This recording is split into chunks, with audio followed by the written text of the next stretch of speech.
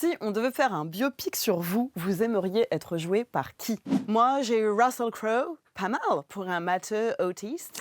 Lui, c'est John Nash. Son travail a remporté un Nobel d'économie. Sa vie a remporté un Oscar du meilleur scénario.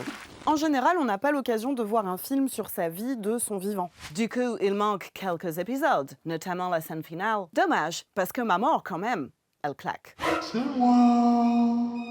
Pour ta mort, j'ai prévu un... Mais avant de parler de sa mort, reprenons sa naissance. 1928, petite ville de Virginie. Papa Nash est ingénieur chimiste, donc petit John veut faire pareil, mais en cours, il est loin d'être brillant.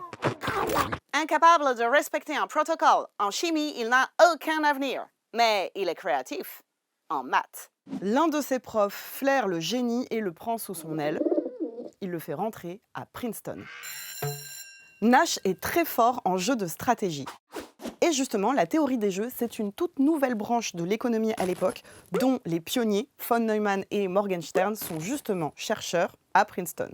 J'ai lu tous leurs travaux, j'adore. Mais leurs jeux sont généralement coopératifs et Nash aimerait développer une autre approche. Un autre modèle serait plus pertinent. Un autre étudiant serait moins impertinent.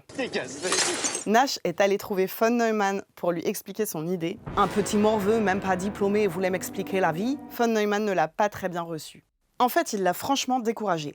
Mais Nash a quand même fini par publier sa démonstration, un article d'une seule page, que personne ne lit à l'époque. Mais c'est ça qui lui vaudra plus tard le Nobel d'économie.